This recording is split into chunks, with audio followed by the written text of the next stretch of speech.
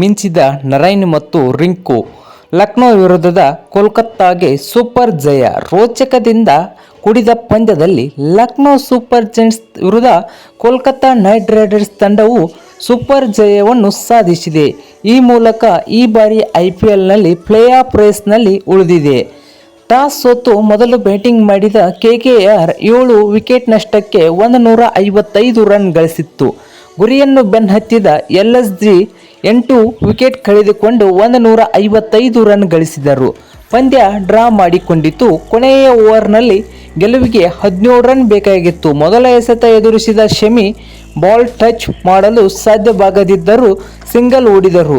ಈ ವೇಳೆ ಬೌಲರ್ ಕಾರ್ತಿಕ್ ತ್ಯಾಗಿ 2 ನೋಬಾಲ್ಗಳನ್ನು ಎಸೆದು ಕೋಲ್ಕತ್ತಾಕ್ಕೆ ಇಕ್ಕಟ್ಟಿಗೆ ಸಿಲುಕಿಸಿದರು. ಕೊನೆಗೆ 3 ಬಾಲ್ಗೆ 8 ರನ್ ಬೇಕಾಗಿತ್ತು. ಈ ನಡುವೆ ಹಿಮ್ಮತ್ ಸಿಂಗ್ ಕೂಡ ಔಟ್ ಆಗಿ ಆಘಾತವನ್ನು ನೀಡಿದರು.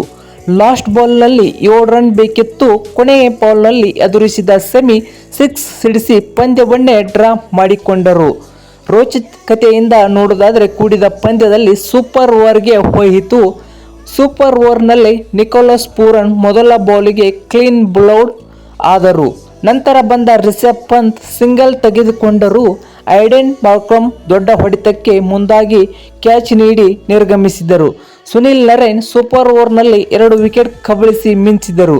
ಲಕ್ನೋ ಕೇವಲ 1 ರನ್ ಅಷ್ಟೇ ಗಳಿಸಿತು. 2 ರನ್ ಟಾರ್ಗೆಟ್ ಪಡೆದು ಕಣಕ್ಕಿಳಿದ ಕೋಲ್ಕತ್ತಾ ಮೊದಲ ಬಾಲ್ನಲ್ಲಿ ರಿಂಕು ಸಿಂಗ್ 4 ಹೊಡೆದು ಗೆದ್ದು ಬೀಗಿತು.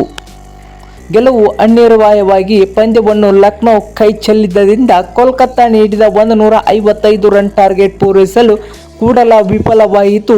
ಐಡೆನ್ ಮಾರ್ಕ್ರಮ್ 31 ರನ್, ನಾಯಕ ರಿಷಬ್ ಪಂತ್ 42, ಆಯುಷ್ ಬದೋನಿ 24, ಹಿಮಂತ್ ಸಿಂಗ್ ಬಂದು 19 ರನ್ಗಳನ್ನು ಗಳಿಸಿದರೆ ಉಳಿದ ಆಟಗಾರರು ಬ್ಯಾಟಿಂಗ್ನಲ್ಲಿ ವೈಫಲ್ಯ ಕಾಣಲಿಲ್ಲ. ಇದು ತಂಡದ ಸೋಲಿಗೆ ಕಾರಣವಾಯಿತು. ಮೊದಲು ಬ್ಯಾಟಿಂಗ್ ಮಾಡಿದ KKR ಆರಂಭ ಚೆನ್ನಾಗಿರಲಿಲ್ಲ.